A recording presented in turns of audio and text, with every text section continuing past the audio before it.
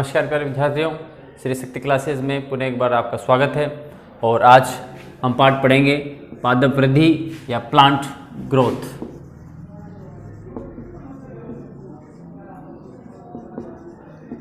Plant growth. तो देखिए, सबसे पहले तो वृद्धि क्या होती है। वृद्धि एक तो जो सजीवों का एक विशेष लक्षण होता है वृद्धि करना। कोई भी सजीव है वो क्या करेगा, वृद्धि करेगा। और ये एक विशेष प्रकार का उसमें क्या होता है, एक लक्षण होता है। और वृद्धि क्या होती है, जीवन पर्यंत उसकी चलती रहती है। तो सजीवों का एक विशेष गुण होता है ना। यह सजीवों का विशेष गुण होता है वृद्धि जीवन पर्यंत चलती है।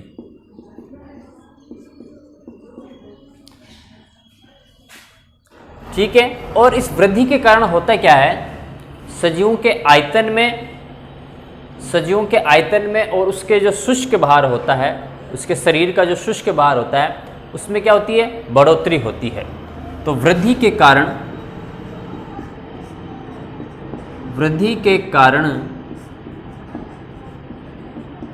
सजीवों के आयतन व शुष्क भार में बढ़ोतरी होती है।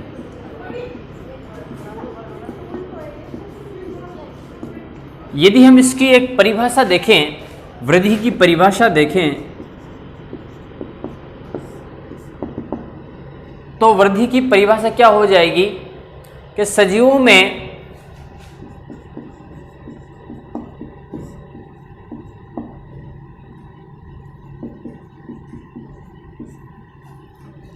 आयतन व आकार में होने वाली अनुत्क्रमणीय बढ़ोतरी क्या कहलाती है, वृद्धि कहलाती है। जिसके फलस्वरूप सजीवों के शुष्क भार में वृद्धि होती है। यानी शुष्क भार क्या होता है, बढ़ता है। जब आयतन और आकार में अनुत्क्रमणीय वृद्धि होती है तो सजीवों का शुष्क भार बढ़ने लगता है और ये क्या होती है, वृद्धि कहलाती है। अब क्या होता है कि जितने भी निम्न श्रेणी के जो जीव हैं उनमें तो वृद्धि है वो शरीर के सभी भागों में होती है, सभी भागों से क्या होती है, वृद्धि होती रहती है।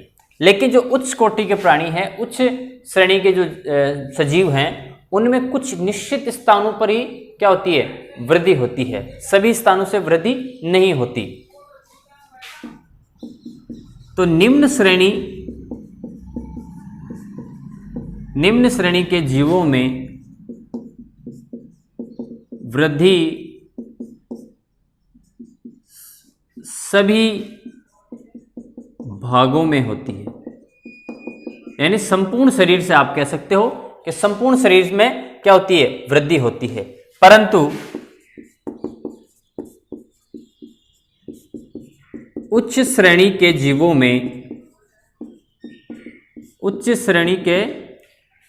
में वृद्धि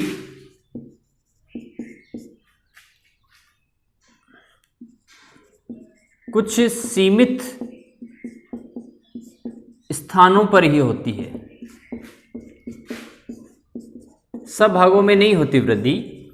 कुछ एक निश्चित पर्टिकुलर जो पार्ट्स होते हैं, बॉडी पार्ट्स होते हैं, वहां पर ही क्या होती है, वृद्धि होती है। सभी पूरे के पूरे पार्ट्स में नहीं होती है। जबकि जो निम्न श्रेणी के जीव हैं उनमें पूरे शरीर के अंदर, पूरी बॉडी से प्रत्येक हिस्से से क्या होती है, वो वृद्धि करते हैं।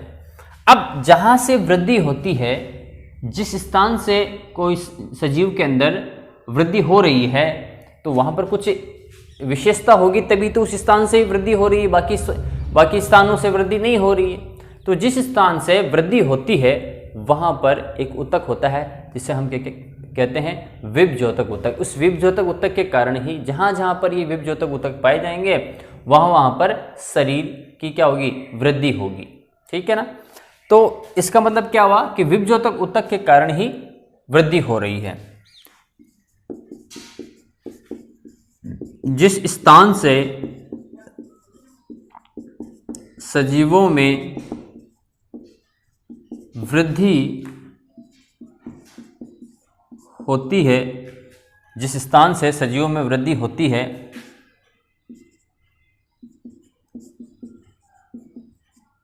उस स्थान में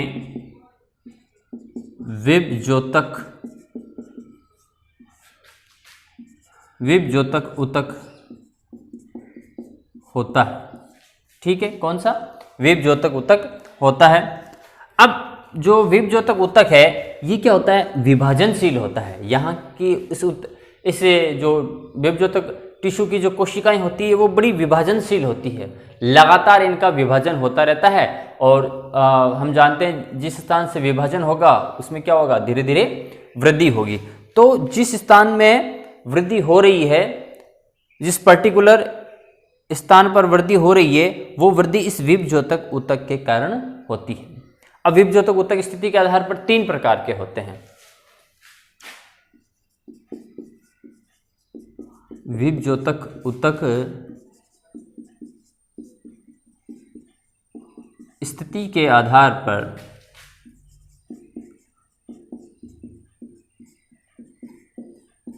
3 प्रकार के होते हैं।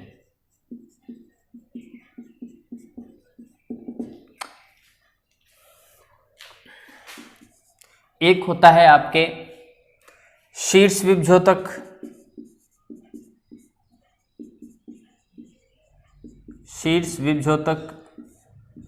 दूसरा है अंतर्वेशी विभज्योतक,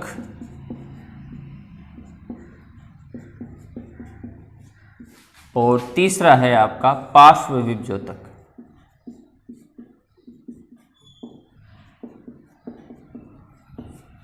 है ना।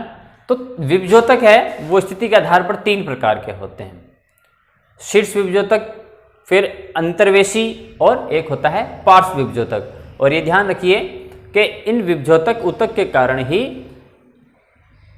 क्या होता है, उस स्थान की वृद्धि होती है। क्यों? क्योंकि विभज्योतक ऊतक की जो कोशिकाएं होती हैं वो बड़ी विभाजनशील होती है, जिसके कारण पादप है उसकी लंबाई में भी वृद्धि होती है, और उसकी जो मोटाई है यानी लंबाई और चौड़ाई दोनों में वृद्धि होती है। क्योंकि ये ऊतक जो विभज्योतक ऊतक है वो हर स्थान पर शीर्ष में भी पाए जा रहे हैं और नीचे रूट में भी पाए जा रहे हैं, और साइडों के अंदर, पार्श्व के अंदर भी पाए जाते हैं। तो तने की लंबाई में भी वृद्धि होती है और उसकी चौड़ाई में भी क्या होती है, वृद्धि होती है। क्योंकि यहाँ की ये जो विभज्योतक ऊतक की कोशिकाएं हैं वो लगातार क्या होती है, विभाजनशील होती है। अब हम इनका अलग एक एक का देखते हैं इस ऊतक के बारे में। पहला है आपके शीर्ष विभज्योतक। शीर्ष विभज्योतक, अब देखिए शीर्ष विभज्योतक में क्या होता है। सबसे पहले नाम से पता चल रहा है कि ये जो पादप है उसके कहां पर पाया जा रहा है, शीर्ष भाग पर पाया जाएगा। तो यह विभज्योतक एक तो प्रोहो है ना, तना है, फल है, आपके तना, फल, शाखाएं, उनको क्या कहते हैं, प्रोह कहते हैं सम्मिलित रूप से। तो ये विभज्योतक प्रोह एवं मूल यानी रूट, इसको तो बोलेंगे शूट, और ये हो जाएगा आपके रूट, शूट एंड रूट। प्रोह एवं मूल के कहाँ पाया जाता है, शीर्ष पर पाया जाता है, के शीर्ष पर उपस्थित होता है।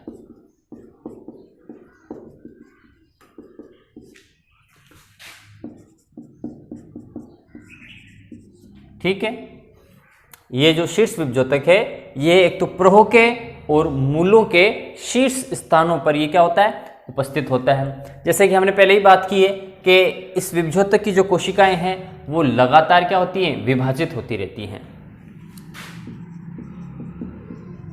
यहाँ की कोशिकाओं में लगातार विभाजन होता रहता है और स्थायी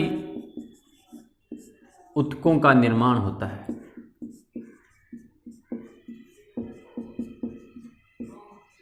और स्थायी ऊतकों का क्या होता है, निर्माण होता है। चूंकि यहाँ की कोशिकाएं लगातार विभाजित होती रहती हैं, उनमें विभेदन होता रहता है और जिसके कारण ऊतकों का क्या होता है, नए ऊतकों का निर्माण होता है। अब कोशिकाएं विभाजित हो रही है, नए ऊतक बन रहे हैं, तो इससे होगा क्या, तो इस कारण पादप की लंबाई में वृद्धि होती है।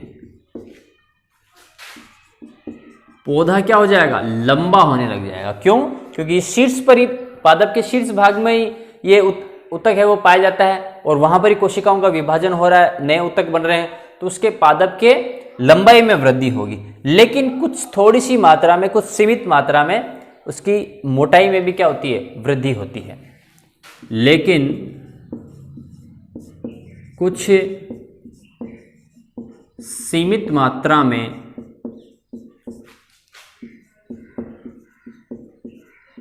पादप की मोटाई में भी वृद्धि होती है। ज्यादा नहीं होती, थोड़ी होती है, लेकिन होती है। मोटाई में भी वृद्धि होती है। अब ये जो वृद्धि हो रही है लंबाई में जो वृद्धि हो रही है इस शीर्ष विभजोतक को, इससे हम क्या कहते हैं, प्राथमिक वृद्धि कहते हैं। क्यों? क्योंकि सबसे पहले जो वृद्धि है वो इस शीर्ष विभजोतक के कारण ही हो रही है ना, और सबसे ऊपर यही पाया जा रहा है। तो इस प्रकार की वृद्धि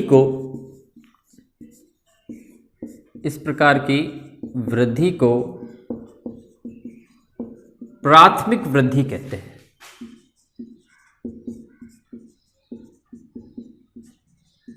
प्राथमिक वृद्धि कहते हैं। तो फिर से देख लीजिए, शीर्ष विभजोतक जो कि सबसे शीर्ष पर, यह प्रहो एवं मूल के शीर्ष पर पाया जाता है, यानी रूट एंड शूट के सबसे टॉप पर पाया जाता है। यहाँ की कोशिकाएं हैं वो लगातार क्या होती है, विभाजनशील रहती है। विभाजनशील होने के कारण उनमें लगातार विभाजन होता रहता है और जिसके कारण नए ऊतकों का और स्थायी ऊतकों का क्या होता है, निर्माण होता है। जब ये कोशिकाएं विभाजित होती हैं, स्थायी ऊतकों का निर्माण होता है, तो फिर क्या होता है, पादप की लंबाई में वृद्धि होने लग जाती है। मुख्यतः इस शीर्ष विभजोतक के द्वारा पादप की लंबाई में ही वृद्धि होती है, लेकिन कुछ मात्रा में, कुछ सीमित मात्रा में पादप की मोटाई में भी वृद्धि होती है। चूंकि सबसे ऊपर ये स्थित है शीर्ष विभजोतक और इसके कारण लंबाई में वृद्धि हो रही है, तो इस प्रकार की वृद्धि को प्राथमिक वृद्धि कहते हैं। दूसरा है आपके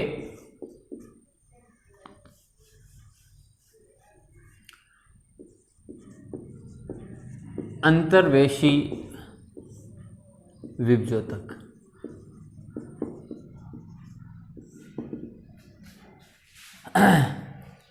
यह इस प्रकार का विभजोतक कहाँ पाया जाता है,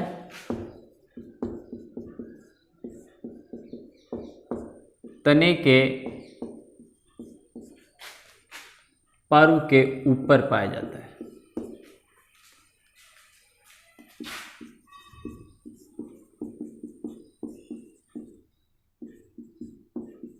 जिसके कारण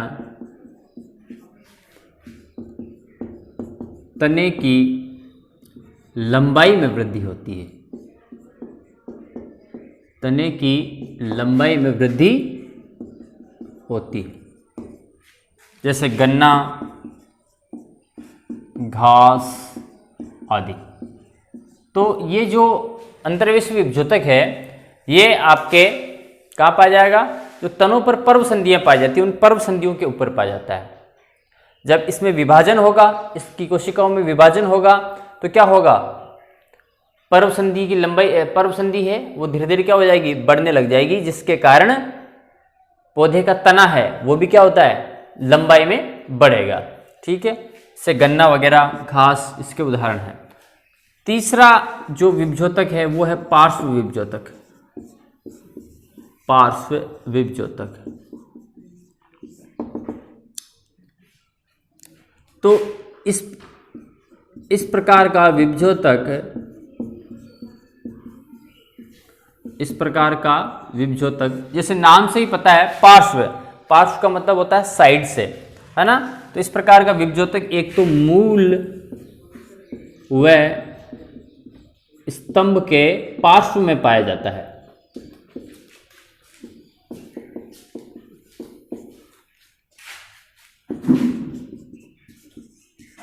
और इसकी सक्रियता से, इसकी सक्रियता से, पार्श्व विभजोतक की सक्रियता से, इसकी सक्रियता से क्या होगा, मूल व स्तंभ की मोटाई में वृद्धि होती है। मूल व स्तंभ की मोटाई में वृद्धि होती है, क्योंकि साइड में है, वृद्धि विभाजनशील होंगे तो क्या करेंगे, स्तंभ के और जड़ों की मोटाई में क्या होगी, वृद्धि होगी। देखो पहले के दो जो विभजोतक हैं, शीर्ष विभजोतक और अंतर्वेशी विभजोतक, इन दोनों के कारण तो क्या हो रहा है, लंबाई बढ़ रही है, पौधे की लंबाई बढ़ रही है, तने की और पौधे की सम्मिलित रूप से लंबाई बढ़ रही है। लेकिन ये जो पार्श्व विभजोतक है ये लंबाई बढ़ाने के बजाय पौधे की, तने की और जड़ की क्या कर रहा है, चौड़ाई को बढ़ा रहा है। तो इस प्रकार का विभजोतक मूल व स्तंभ के पार्श्व में पाया जाता है। और इसकी सक्रियता से, सक्रियता का मतलब यहाँ पर क्या है कि कोशिकाएं फिर वो विभाजनशील होती है, विभेदन होता है, नए स्थायी ऊतक बनते हैं और जिसके कारण फिर इसकी मोटाई में वृद्धि होती है। तो अब देखो यहाँ पर भी जब लंबाई में वृद्धि हो रही थी तब हमने उसको क्या क्या कहा था, प्राथमिक वृद्धि, प्राथमिक वृद्धि। अब यहां पर भी वृद्धि हो रही है, यहां पर हमने इसको वृद्धि, प्राथमिक वृद्धि या द्वितीयक वृद्धि हमने नाम नहीं दिया, क्योंकि यहां पर भी लंबाई में वृद्धि हो रही है जो कि आपके शीर्ष विभजोतक में हो रही थी। लेकिन इस पार्श्व विभजोतक में आप देखोगे तो मूल व स्तंभ की मोटाई में वृद्धि हो रही है, यानी इसकी चौड़ाई में वृद्धि हो रही है। तो इस प्रकार की वृद्धि को, इस प्रकार की वृद्धि को द्वितीयक वृद्धि कहते हैं, सेकेंडरी ग्रोथ जिसे बोलते हैं। प्राथमिक वृद्धि को बोलते हैं प्राइमरी ग्रोथ और इसे हम बोलते हैं सेकेंडरी ग्रोथ, द्वितीयक वृद्धि कहते हैं। तो इस प्रकार ये तीन विभजोतक हैं, अलग अलग प्रकार के। शीर्ष विभजोतक जिसके कारण लंबाई में वृद्धि होती है, अंतर्वेशी विभजोतक जिसके कारण भी लंबाई में वृद्धि होती है, और एक होता है पार्श्व विभजोतक जिसके सक्रियता के कारण पौधे के तने और मूलों की मोटाई में या चौड़ाई में क्या होती है, वृद्धि होती है। अगला टॉपिक है आपके वृद्धि की प्रावस्थाएं। वृद्धि की प्रावस्थाएं, देखो वृद्धि के भाई पादप में जो वृद्धि हो रही है वो किन किन प्रावस्थाओं में हो रही है, किन किन अलग अलग स्टेज में हो रही है, वो हम इसमें देखेंगे। तो वृद्धि की मुख्यतः तीन प्रावस्थाएं देखी गई हैं। वृद्धि की तीन प्रावस्थाएं होती हैं। कौन कौन सी? कोशिका निर्माण अवस्था, कोशिका निर्माण प्रावस्था, दूसरा है कोशिका दीर्घीकरण प्रावस्था, और तीसरी होती है कोशिका विभेदन प्रावस्था।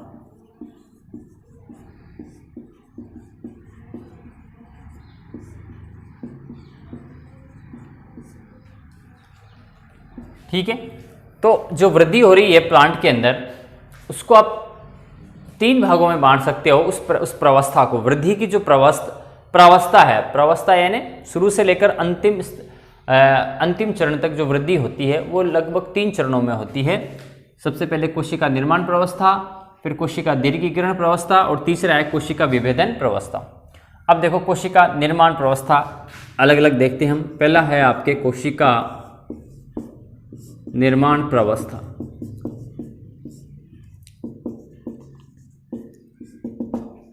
तो सबसे पहले तो यह प्रावस्था वृद्धि की प्रथम प्रावस्था होती है।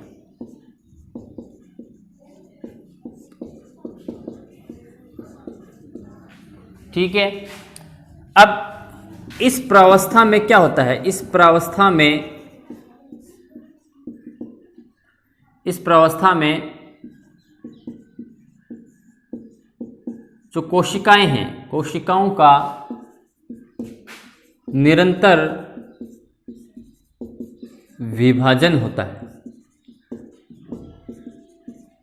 कौन सी कोशिकाओं का? जो विभजोतक ऊतक की जो कोशिकाएं हैं उनका लगातार क्या होगा, विभाजन होता रहता है। तभी तो इसका क्या नाम है, कोशिका निर्माण प्रावस्था। नई नई कोशिकाएं नई कोशिकाएं बनती हैं। अच्छा, अब जब कोशिकाओं का निरंतर विभाजन होगा तो निरंतर विभाजन होगा तो क्या होगा, कोशिकाओं की संख्या में भी तो बढ़ोतरी होगी। मान लीजिए पहले एक कोशिका है। अच्छा, इसमें विभाजन कौन सा होता है, समसूत्री विभाजन। ध्यान रखना, समसूत्री विभाजन होता है, समसूत्री विभाजन होता है। तो प्रारंभ में यह वृद्धि की प्रथम प्रावस्था है। इसमें सबसे पहले समसूत्री विभाजन, जो विभजोतक ऊतक की जो कोशिकाएं हैं उनमें समसूत्री विभाजन होता है। समसूत्री विभाजन के कारण कोशिकाओं की क्या होती है, संख्यात्मक वृद्धि होती है। समसूत्री विभाजन के कारण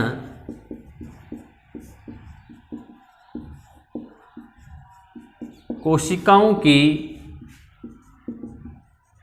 संख्यात्मक वृद्धि होती है। अब संख्यात्मक वृद्धि का मतलब क्या है कि भाई लगातार संख्याएं बढ़ रही हैं कोशिकाओं की। एक कोशिका है, दो कोशिका बन गई, फिर चार बन गई, 4 से 8, 8 से 16, 16 से 32। इस प्रकार लगातार कोशिकाओं की जो संख्या है, संख्यात्मक है, इनका जो आंकड़ा है वो क्या हो रहा है, बढ़ रहा है। क्यों? क्योंकि यहां पर क्या हो रहा है, समसूत्री विभाजन हो रहा है। तो यही चीज है इसके अंदर कि यहां पर कोशिकाओं का निर्माण हो रहा है, नई कोशिकाएं बन रही है। कोशिकाओं की एक कोशिका से दो कोशिका, 2 से 4, 6, 8, ऐसे कोशिकाओं का संख्यात्मक उसमें क्या हो रही है, वृद्धि हो रही है। अच्छा, इस अवस्था को या इस प्रावस्था को पूर्व निर्माण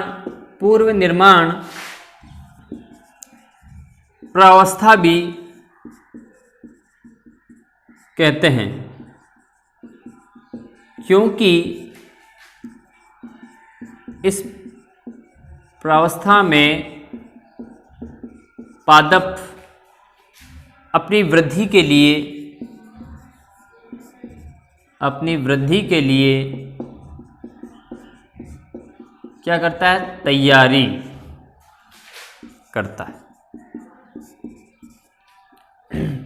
जो भी वृद्धि होने से पहले की जो तैयारी होती है या जो चीज़ें पादप को चाहिए हैं वो इस प्रावस्था में क्या होती है, घटित हो जाती हैं। इसलिए इसे हम इस प्रावस्था को क्या कहते हैं, पूर्व निर्माण प्रावस्था भी इसे हम कह सकते हैं। तो फिर से देख लीजिए, कोशिका निर्माण प्रावस्था में क्या हो रहा है कि इस प्रावस्था में वृद्धि की प्रथम प्रावस्था है और इसमें लगातार जो विभजोतक ऊतक है वहाँ की जो कोशिकाएं हैं उनमें समसूत्री विभाजन द्वारा लगातार कोशिकाओं की संख्यात्मक वृद्धि होती रहती है। वो संख्या में उनकी जो संख्या है वो धीरे धीरे क्या होती है, बढ़ती जाती है।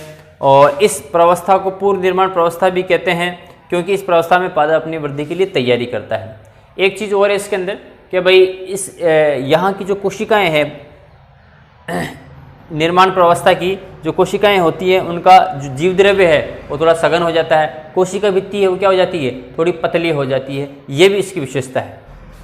दूसरा आ जाता है आपके कोशिका दीर्घीकरण प्रावस्था। कोशिका दीर्घीकरण प्रावस्था। कोशिका निर्माण प्रावस्था तो क्या थी? प्रथम अवस्था थी। तो ये कौन सी होगी? द्वितीय। यह वृद्धि की द्वितीय प्रावस्था है। द्वितीय प्रावस्था होती है। कोशिका निर्माण प्रावस्था प्रथम थी और कोशिका दीर्घीकरण प्रावस्था क्या है? दूसरी अवस्था होती है। अब यहां पर तो क्या हो रहा था? पहली अवस्था के अंदर कि कोशिकाएं विभाजित हो गई थी, कोशिकाओं की संख्यात्मक क्या हो रही थी? वृद्धि हो रही है। अब यहां आते आते क्या होगा? अब यहां पर विभाजन रुक जाएगा और कोशिकाएं हैं, एक बार के लिए विभाजन रुक जाएगा या सीमित मात्रा में हो जाएगा, और जो विभाजन से कोशिकाएं नई कोशिकाएं बनी हैं उनमें क्या होगा? वृद्धि होगी, आकार में वो बड़ी हो जाएंगी। तो इस प्रावस्था में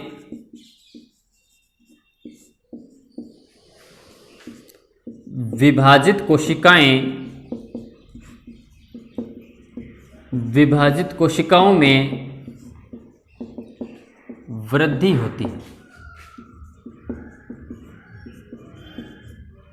है ना? कोशिकाओं में क्या होगी? धीरे धीरे वृद्धि होने लग जाएगी।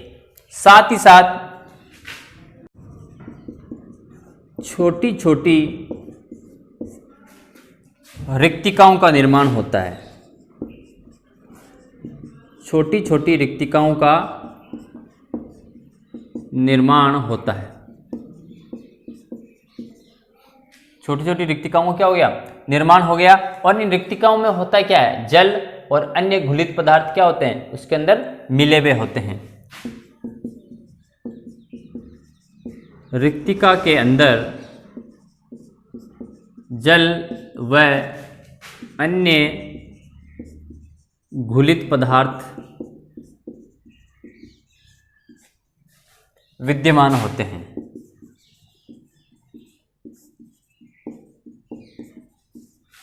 अब एक जो छोटी छोटी जो रिक्तिकाएं बनी हैं कोशिकाओं की वृद्धि के कारण, ठीक है, छोटी छोटी जो रिक्तिकाएं बनी हैं वो क्या करेंगी? एक बड़ी रिक्तिका का निर्माण कर लेंगी। छोटी छोटी रिक्तिकाएं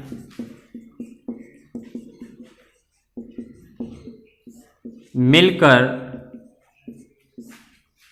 एक बड़ी केंद्रीय रिक्तिका का निर्माण करती हैं।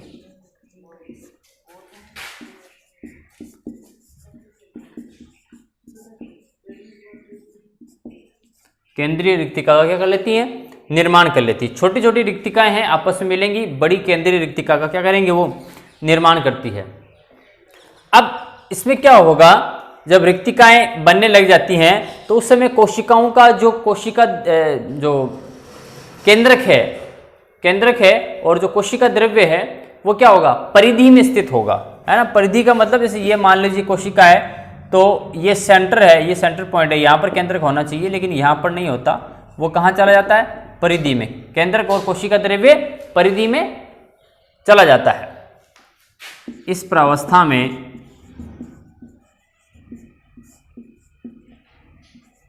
कोशिकाओं का केंद्रक व कोशिका द्रव्य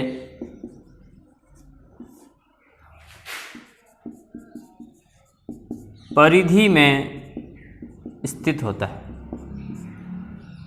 परिधि का मतलब परिधि की ओर स्थित होता है, मध्य में नहीं होता, सेंटर में नहीं होता। केंद्र को यहां होना चाहिए और यहां पर क्या होना चाहिए? कोशिका द्रव्य। लेकिन ये कहां चला जाता है? ये रिक्तिका, ये जो कोशिका है उसकी परिधि की ओर खिसक जाएगा। ठीक है, तो ये कोशिका की दीर्घीकरण प्रावस्था होती है। इसमें जो विभाजनशील कोशिकाएं थी अब वो आकार में वृद्धि करने लग जाती हैं, जिसके कारण छोटी छोटी रिक्तिकाओं का निर्माण होता है। छोटी छोटी रिक्तिकाएं हैं, आपस में मिलकर एक बड़ी केंद्रीय रिक्तिका का निर्माण कर लेती हैं, है ना? और इन रिक्तिकाओं के अंदर जल और घुलित पदार्थ विद्यमान रहते हैं। और इन कोशिकाओं के अंदर जो केंद्रक है और कोशिका द्रव्य है वो मध्य में ना होकर परिधि की ओर क्या होते हैं? स्थित होते हैं। तीसरी प्रावस्था होती है कोशिका विभेदन प्रावस्था। कोशिका विभेदन प्रावस्था। तो ये क्या है, सबसे अंतिम प्रावस्था होती है, ये वृद्धि की सबसे अंतिम प्रावस्था होती है।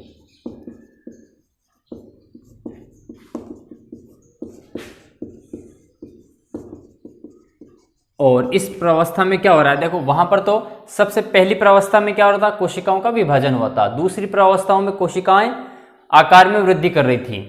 अब इस तीसरी अवस्था में क्या होगा, हम जानते हैं कि कोशिकाएं आपस में मिलकर किसका निर्माण करती है, ऊतक का निर्माण करती है। तो इस अवस्था में कोशिकाएं मिलकर स्थायी ऊतकों का निर्माण करती हैं।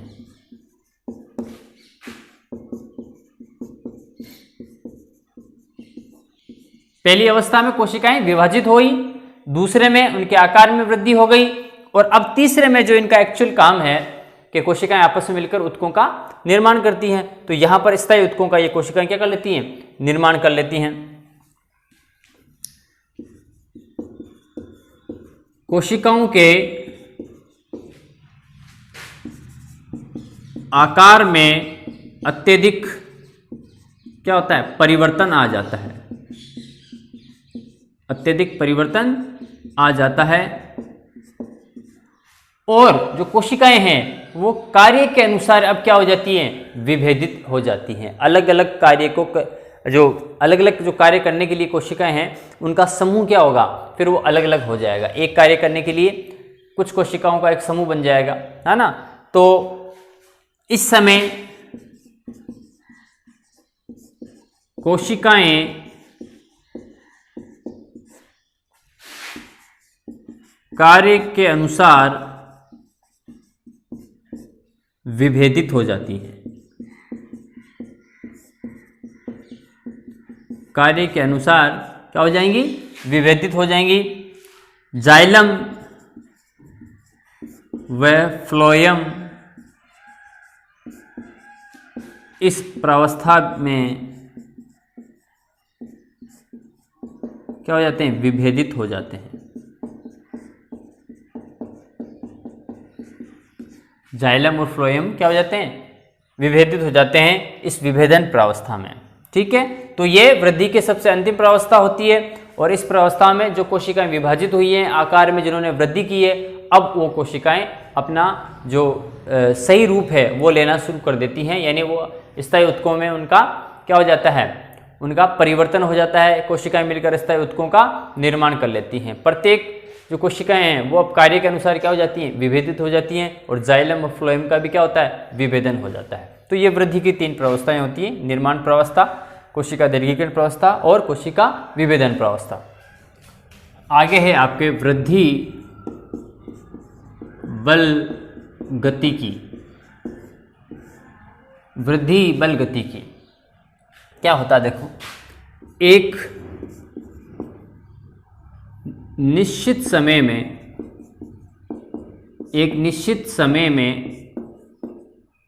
है ना, एक निश्चित समय में पादप के भार या आयतन में होने वाली वृद्धि को क्या कहते हैं, वृद्धि दर कहते हैं। एक निश्चित समय में पादप के भार या उसके आयतन में होने वाली वृद्धि को ही हम क्या कहते हैं, वृद्धि दर कहते हैं। अब जो वृद्धि दर है वो 2 रूपों में पाया जाता है ना। वृद्धि दर 2 रूपों में पाया जाता है। एक होता है आपके अंकगणितीय रूप आप कह सकते हो, और एक होता है ज्यामितीय रूप। अंकगणितीय रूप और एक होता है आपके ज्यामितीय रूप। फिर से देख लो कि वृद्धि दर किसे कहते हैं। सबसे पहले कि एक निश्चित समय में किसी पादप के किसी अंग के अंदर अंग किसी पादप के किसी अंग के अंदर उसके आयतन में जो वृद्धि हो रही है एक निश्चित समय में, है ना, उसके आयतन में वृद्धि हो रही है या उसके भार में जो वृद्धि हो रही है उसे हम क्या कहते हैं, वृद्धि दर कहते हैं। और ये वृद्धि दर है उसको हम दो रूपों में देख सकते हैं, एक होता है अंकगणितीय और एक होता है ज्यामितीय रूप। ठीक है, अंकगणितीय रूप और एक ज्यामितीय रूप। अब देखो अंकगणितीय रूप में क्या होता है कि इसमें समसूत्री विभाजन द्वारा क्या होता है, दो पुत्री कोशिकाएं बनती हैं, दो पुत्री कोशिकाएं बनती हैं। जैसे ये मान लीजिए ये एक कोशिका है नंबर 1। अभी हम बात किसकी कर रहे हैं, हम बात कर रहे हैं अंकगणितीय रूप की, अंकगणितीय रूप, अंकगणितीय रूप। ये एक कोशिका है, इसमें कौन सा विभाजन हो गया, समसूत्री विभाजन, समसूत्री विभाजन हो गया। तो एक कोशिका है तो कितनी कोशिकाएं बन जाएंगी, दो, दो और तीन, दो कोशिकाएं बन गई। फिर प्रत्येक कोशिका में फिर क्या होगा, विभाजन होगा। इस एक कोशिका से फिर कितनी बन गई, दो, इससे भी कितनी बन जाएगी, दो, तो 4 5 6 नहीं 1 2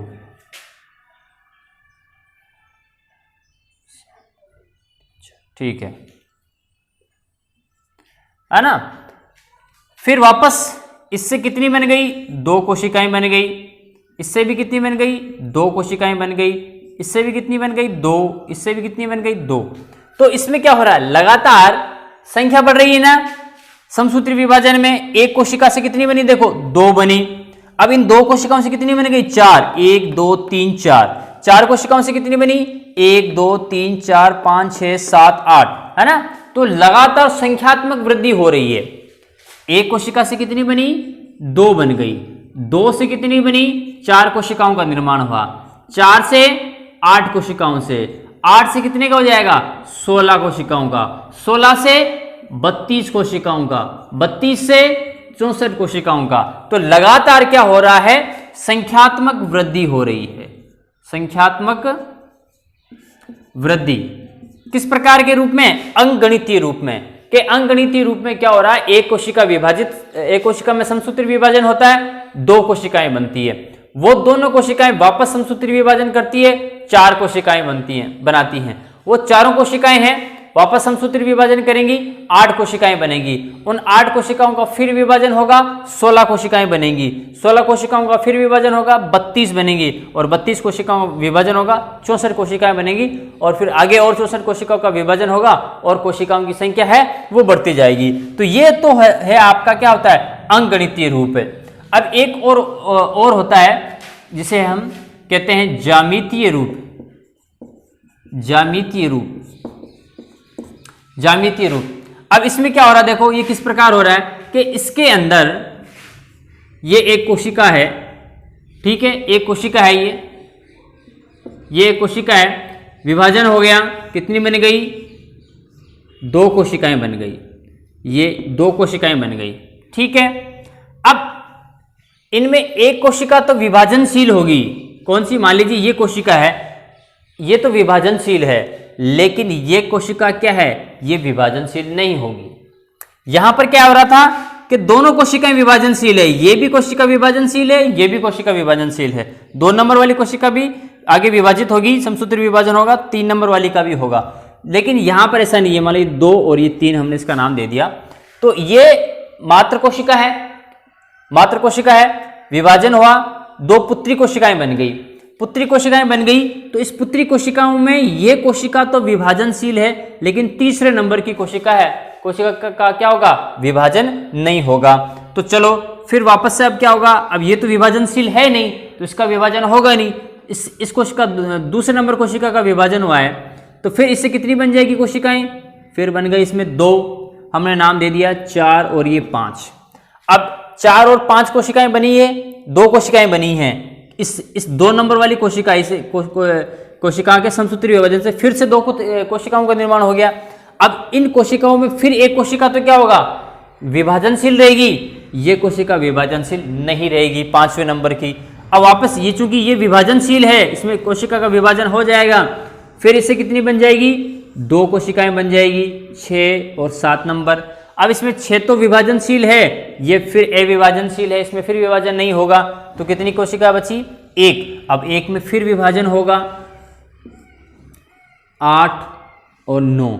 9 तो 8 तो क्या है, विभाजनशील है, 9 विभाजनशील नहीं है। तो आप देख रहे हो इसमें संख्यात्मक वृद्धि तो हो रही है, लेकिन एक कोशिका की हो रही है। इस एक कोशिका से 2 कोशिकाएं बनी है। चूंकि 2 कोशिकाएं बन रही है लेकिन दोनों काम की नहीं है, दोनों में से एक ही काम की है, 2 नंबर वाली काम की है। तो 1 से कितनी बनी, 1।